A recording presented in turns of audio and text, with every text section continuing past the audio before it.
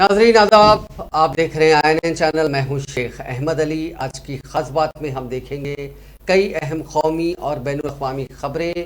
तमिलनाडु में वाक़े कुन्नूर के पास शाशुम्बे की सुबह हिंदुस्तानी फ़िज़ाइया का हेलीकॉप्टर हादसे का शिकार हो गया, जिसमें मुल्क के पहले chief of defence staff general Bipin Rawat की मौत हो गई।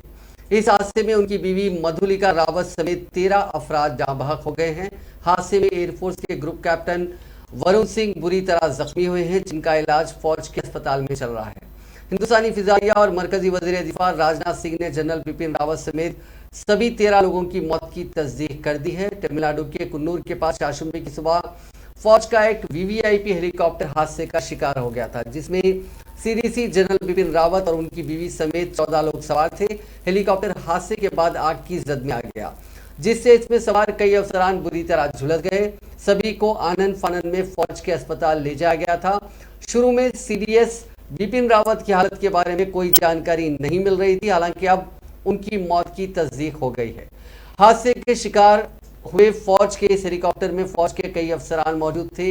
उनमें CDS बिपिन रावत और उनकी बीवी के अलावा फौज के brigadier LS Lidder, lieutenant colonel Harjinder Singh भी मौजूद थे। अलावा जी गुरसेवक सिंह, जितेंद्र कुमार, विवेक कुमार, B साई तेजा और सत्यपाल जैसे फौजी अफसरान भी हेलीकॉप्टर में सवार थे। सभी हिंदुस्तानी फौज के MI-17V5 हेलीकॉप्टर पर सवार थे, जो फौज के सबसे महफूज हेलीकॉप्टर्स में से एक है। किसी भी VIP दौरे में इसी हेलीकॉप्टर का इस्तेमाल किया जाता है। ये एक डबल इंजन वाली हेलीकॉप्टर है, जिससे एक इंजन में खराबी आने पर दूसरे इंजन के सहारे महफूज लैंडिंग कराई जा सकती है।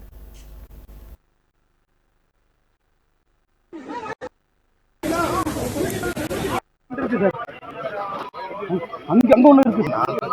மேல ஒண்ணு இருந்துச்சு சார். எங்க நான் அங்க ஒண்ணு இங்க ஒண்ணு இங்க பாருங்க, இங்க ஒண்ணு அங்க ஒண்ணு. எத்தனை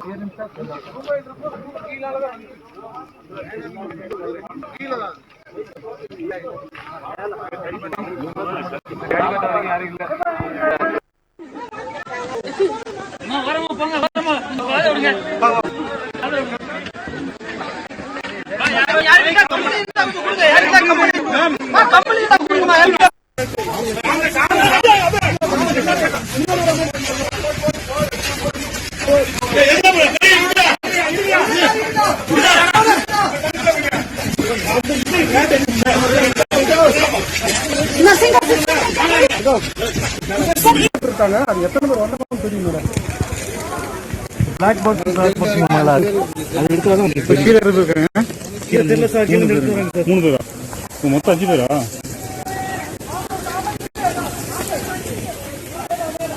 ஆடா சார்.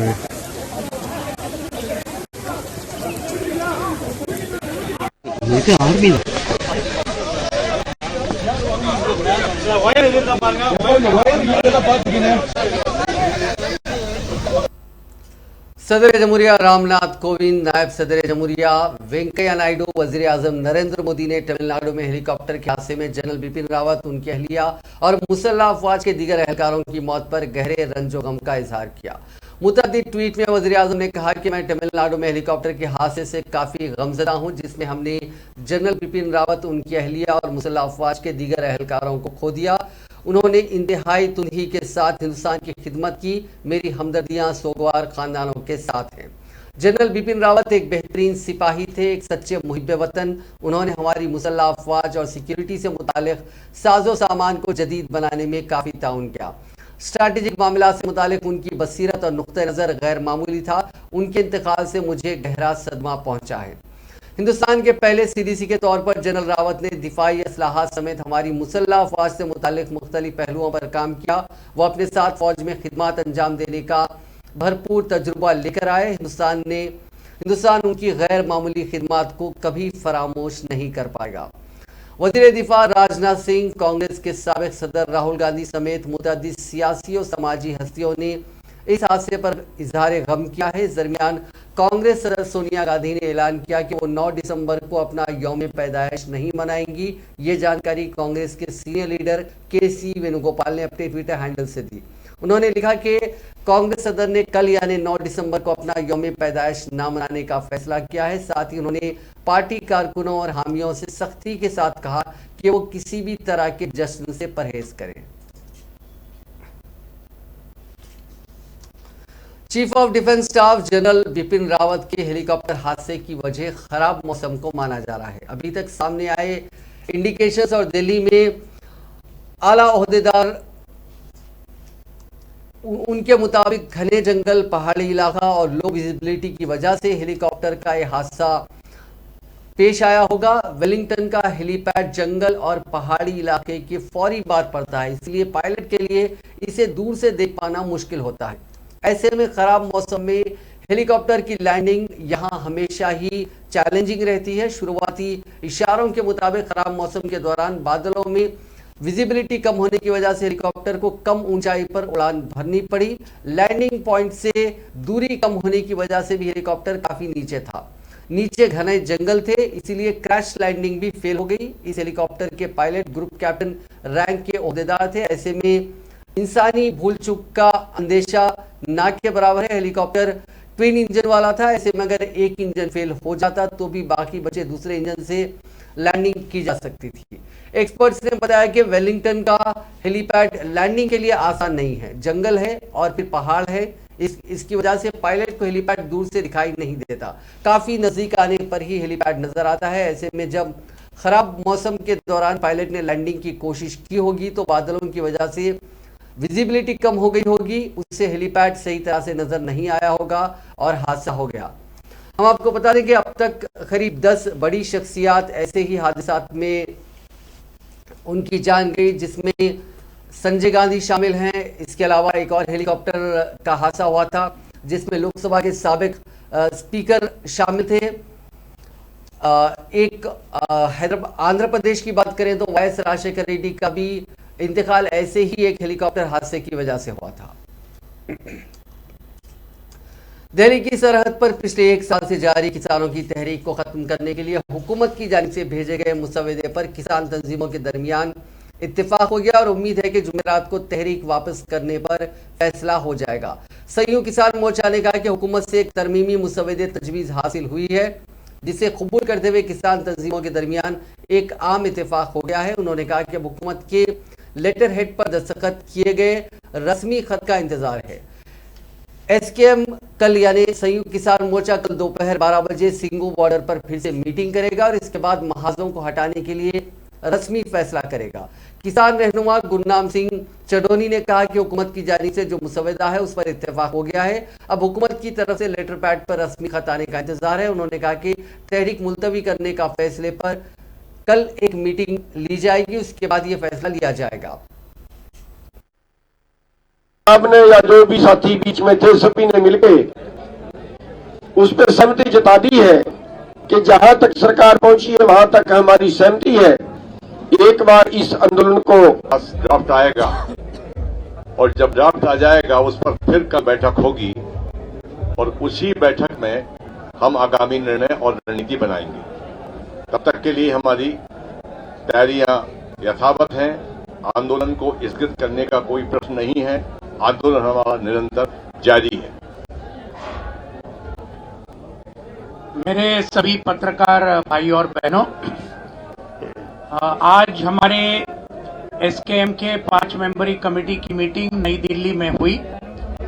कल हमने एसकेएम में जो पूरी चर्चा के बाद कल के ड्राफ्ट के बारे में हमारे कई साथियों ने बिल्कुल सही प्रकार से कुछ आपत्तियां जताई थी।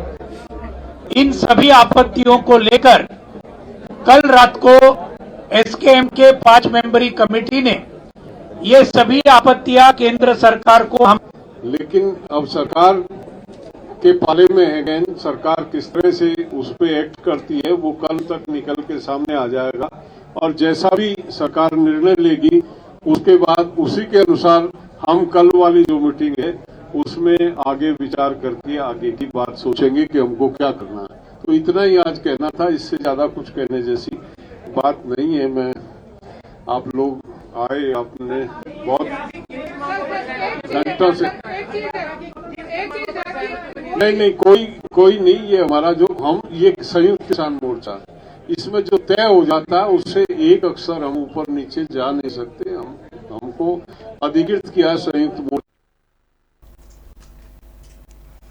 अपोजिशन जमातों ने कहा है कि हुकूमत पार्लियामेंट में जमहूरियत का कत्ल कर रही है और अराकीन को गलत तरीके से मुअत्तल किया गया, इसीलिए अपोजिशन मुत्तहिद है और अपोजिशन के तमाम 12 मुअत्तल अराकीन माफी नहीं मांगेंगे। राज्यसभा में अपोजिशन लीडर मल्लिकार्जुन खड़गे ने कहा कि मेंबरान पार्लियामेंट की मुअत्तली ज़ाब्ते और आइन के खिलाफ है और वो एक हफ्ते से मुसलसिल राज्यसभा के चेयरमैन से वापस लेने का मुतालबा कर रहे हैं, लेकिन हुकूमत सुन नहीं रही है। उन्होंने कहा कि वो चेयरपर्सन से बाकायदगी से मुलाकात कर रहे हैं और ऐवान में बात उठा रहे हैं, लेकिन वो सुन नहीं रहे हैं और अड़े हुए हैं और मुअत्तली वापस नहीं ली जा रही है।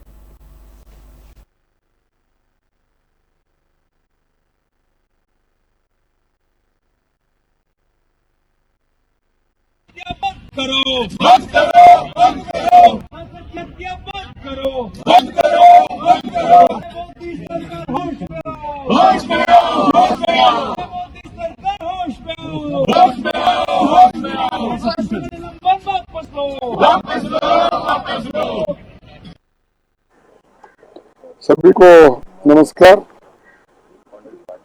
आपको मालूम है हम सतत 6-7 दिन से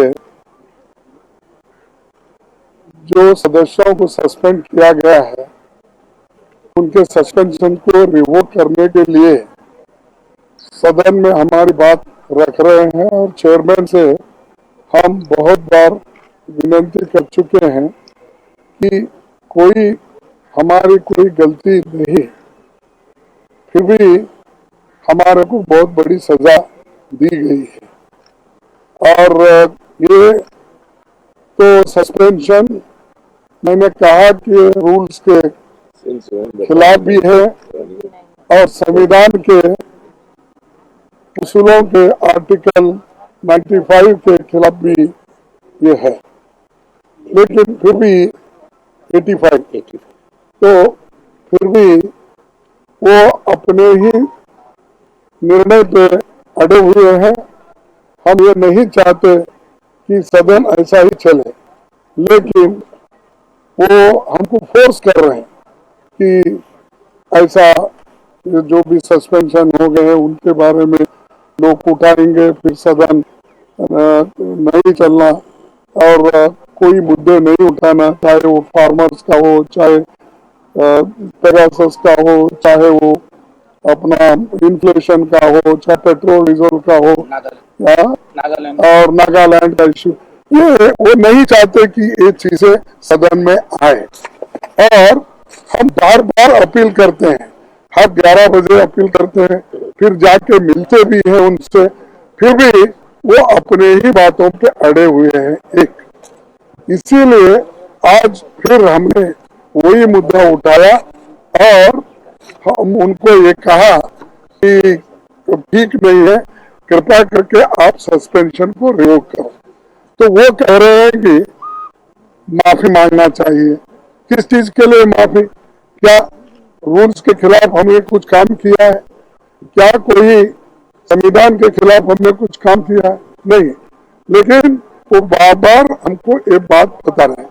और मैं एक बात आपको स्पष्ट करना चाहता हूँ, जो सस्पेंशन ऑर्डर 12 लोगों को दिया गया है 11 तारीख के इंसिडेंट के ऊपर, मेरे को बताओ कौन सदस्य इस 12 में टेबल पे चढ़ा हुआ था, फाइल फाड़ा हुआ था, माइक तोड़ा हुआ था, या मेरे को बताइए।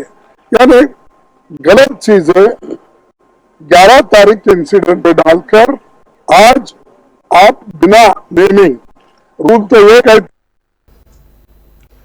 कांग्रेस सदस्य सोनिया गांधी ने कहा है कि हुकूमत के तर्जुमान मुसलसिल मईशत को बेहतर बताने की बात कर रहे हैं, लेकिन उसका असर जमीन पर कहीं नजर नहीं आ रहा और इसका फायदा सिर्फ चंद मुंतखब सरमायादारों को ही मिल रहा है। चारशंबे को पार्लियामेंट के सेंट्रल हॉल में कांग्रेस पार्लिमानी पार्टी की मीटिंग से खिताब करते हुए सोनिया गांधी ने कहा कि कुछ शेयर्स की कीमतों में इजाफा और चंद कंपनियों को फायदा पहुंचाना ना तो मईशत में बेहतरी है और ना ही ये कोई इख्तिसादी तरक्की है। उन्होंने कहा कि आम आदमी को तरक्की के समरात नहीं मिल रहे हैं, बेरोजगारी उरूज पर है और लोगों के कारोबार ठप है। उन्होंने कहा कि हुकूमत मईशत को बेहतर नहीं कर रही है, बल्कि बैंकों, इंश्योरेंस कंपनियों, पब्लिक सेक्टर की कंपनियों, रेलवे, हवाई अड्डों वगैरह को बेचकर पैसा इकट्ठा कर रही है। गुज़िश्ता 7 दहाइयों के दौरान बहुत मेहनत से पब्लिक सेक्टर की कंपनियां बनाई गई, लेकिन मोदी हुकूमत उन्हें तबाह करने में लगी हुई है और सरकारी कंपनियां उजलत में बेची जा रही हैं। कांग्रेस सदर ने कहा कि नवंबर 2016 में जब वज़ीर आज़म नरेंद्र मोदी ने नोटबंदी को लागू किया था, तब से मुल्क की मईशत गिरने लगी थी और उन्हें अभी तक उसकी समझ नहीं आई है। मईशत में तेजी से बहाली के हुकूमती दावे बेमायने हैं। उन्होंने सवाल किया कि ये जानना जरूरी है कि ये असलाहत किसके लिए हैं। उन्होंने महंगाई को आम लोगों की कमर तोड़ने वाली करार देते हुए कहा कि हुकूमत इसे रोकने में नाकाम हो रही है।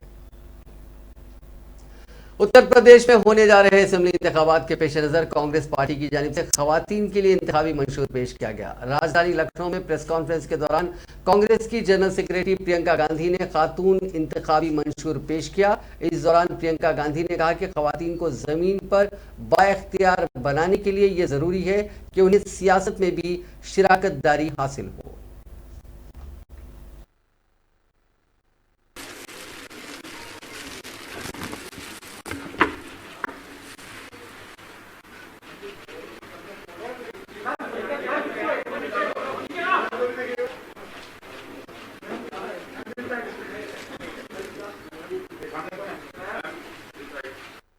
दृढ़ निश्चय, सक्षमता, शक्ति ये महिला के सहज गुण होते हैं। इसके साथ साथ करुणा, दया, आशा, साहस ये सब महिलाएं उनका गुण होता है। हम चाहते हैं कि ये गुण राजनीति में भी प्रकट हो। इसके बारे में आपको हमने पहले बताया कि हमने इसीलिए 40% भागीदारी महिलाओं को इसलिए दी ताकि उनकी जो सशक्तिकरण की बात है वो सिर्फ कागज पे न रहे। आज तक जो महिलाओं की सशक्तिकरण की बात होती है वो ज़्यादातर पब्लिसिटी और कागज़ों में और चुनाव के समय, इलेक्शन के समय ऊपर आती है, उभरती है। जब महिला राजनीति में पूरी तरह से भागीदार बनेगी तब उसका ट्रांसलेशन सिर्फ पब्लिसिटी, सिर्फ कागजी बातों, सिर्फ ऐलानों से जाकर एक्चुअली जमीन पे होगा।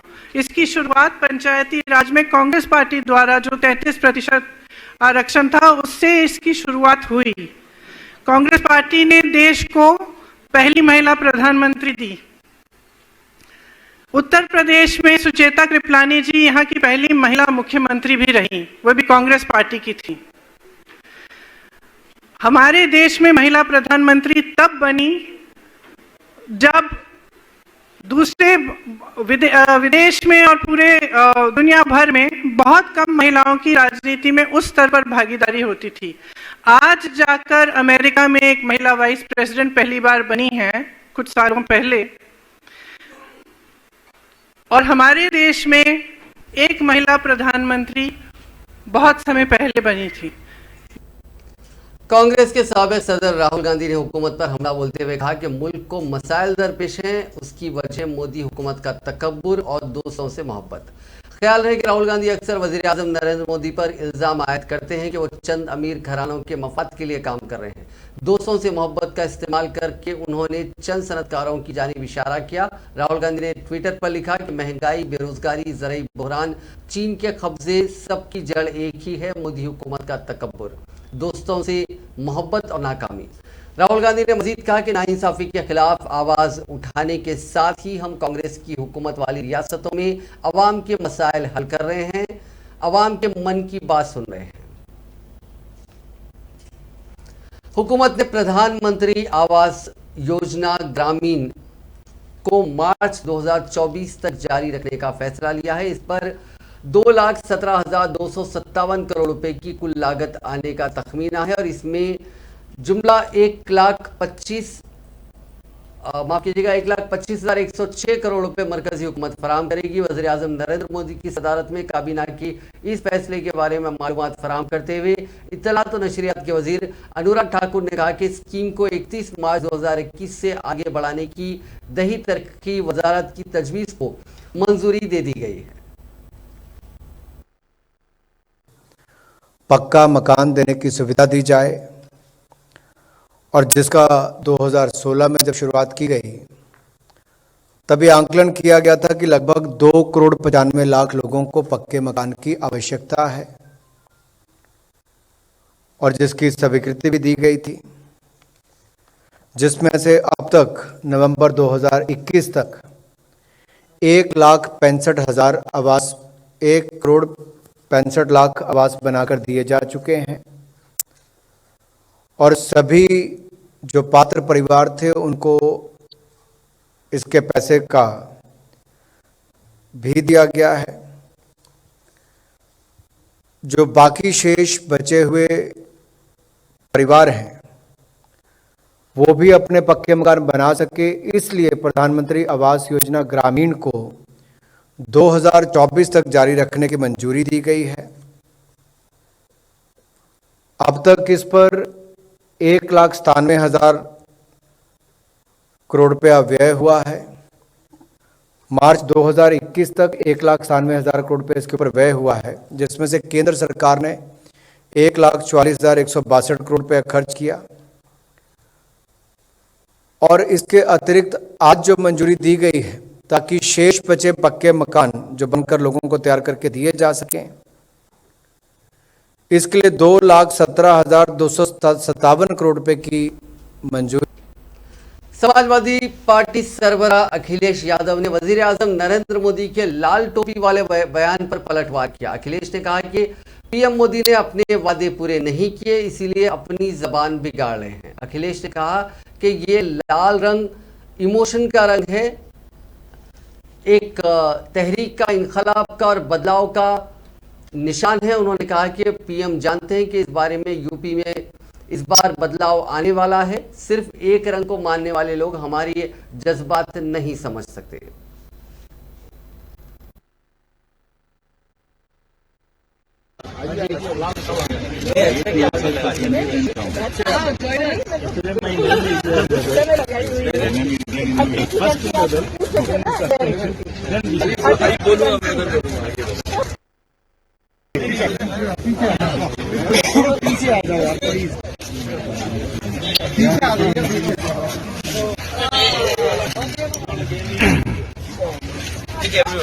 हम क्या पीछे वाला है?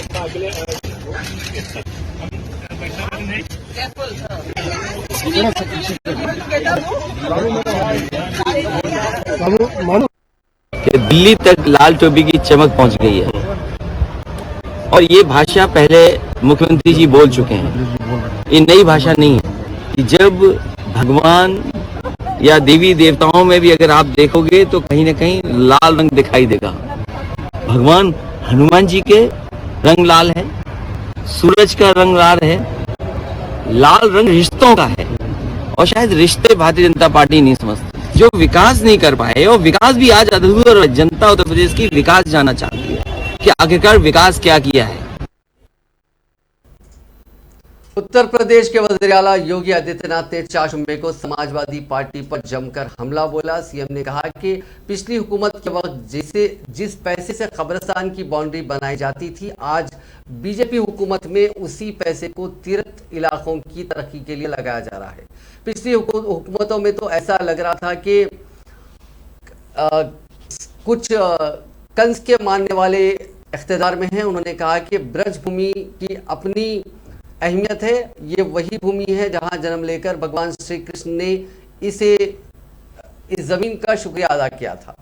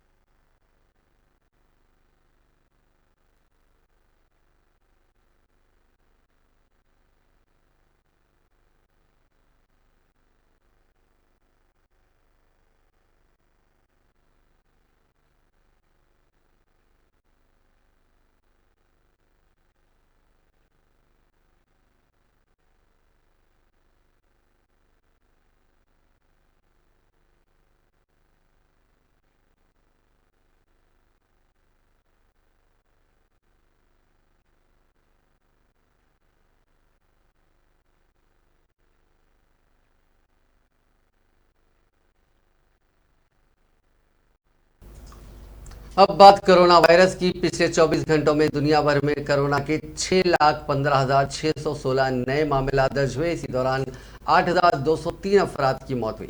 इस इजाफे के बाद दुनिया भर में कोरोना से मुतासरीन का मजमूई आंकड़ा 26,75,55,807 हो गया, जबकि अमवात की तादाद बढ़कर 52,90,219 हो गई। दुनिया भर में इस वक्त 2,12,68,349 अफराद का कोरोना का इलाज जारी है। साउथ अफ्रीका में 2 हफ्ते पहले मिला कोरोना वायरस का ओमिक्रॉन वेरिएंट अब तक 50 ममालिक में पहुंच चुका है। मंगल को व्हाइट हाउस में अमेरिकी सीडीसी डायरेक्टर रोशेल वॉलेंस्की ने कहा कि कोरोना का सुपर म्यूटेंट स्ट्रेन अमेरिका की तकरीबन 19 रियासतों में भी मौजूद है। उन्होंने कहा कि अमेरिका हाल ही में हर दिन कोरोना के तकरीबन 1 लाख नए मामले देख रहा है। वॉलेंस्की ने कहा कि जब ज्यादातर खबरें नए ओमिक्रॉन कोरोना वेरिएंट पर मरकूज हैं, मैं आपको फिर बताना चाहती हूं कि अमेरिका में 99% से ज्यादा मामले डेल्टा वेरिएंट के हैं।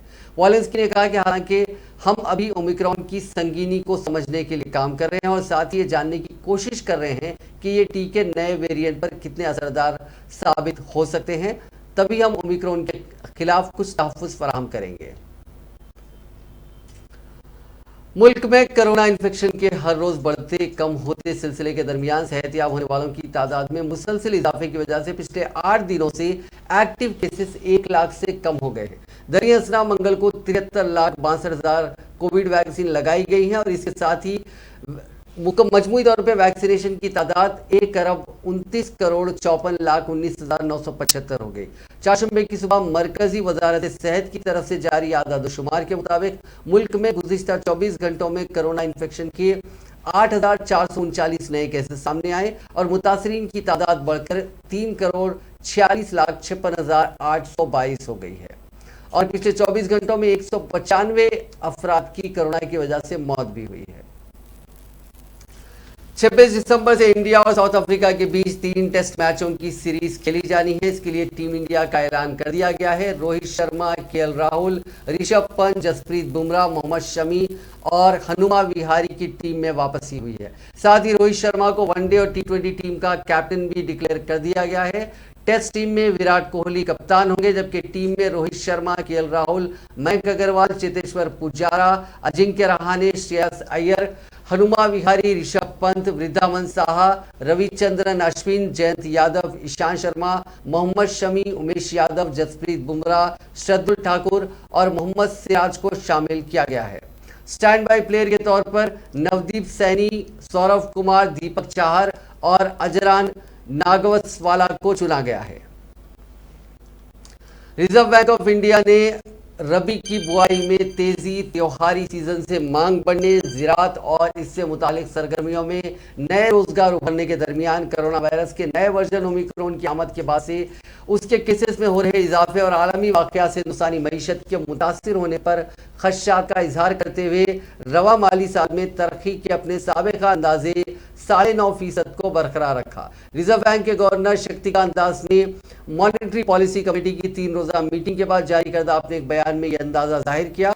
उन्होंने कहा कि कोरोना वायरस की दूसरी लहर के असरात में कमी और तेज रफ्तार वैक्सीनेशन की वजह से मुल्क की इक़्तिसादी सरगर्मियां कोरोना वायरस के पहले दौर की सतह पर पहुंच रही हैं। ताहम उन्होंने कोरोना की नई किस्म का जिक्र करते हुए कहा कि इसकी वजह से नए केसेस में इजाफा हुआ जो तशवीशनाक है। उन्होंने कहा कि जो मालूमात मिल रही है उसके मुताबिक खपत की मांग बढ़ रही है, दही मांग के साथ साथ शहरी मांग में भी इजाफा हुआ है और लोगों ने सफर और सयाहत वगैरह पर खर्च करना शुरू कर दिया है। अक्टूबर-नवंबर के दौरान railway, freight traffic, port freight transport, GST revenue collection, toll collection, petroleum के इस्तेमाल और हवाई मुसाफिरों की आमद और रफ्त में इजाफा हुआ। पेट्रोल और डीजल पर एक्साइज ड्यूटी और वैट में हालिया तखफीफ की वजह से क़ुव्वत खरीद में इजाफा खपत की तलब में इजाफे का बायस बना।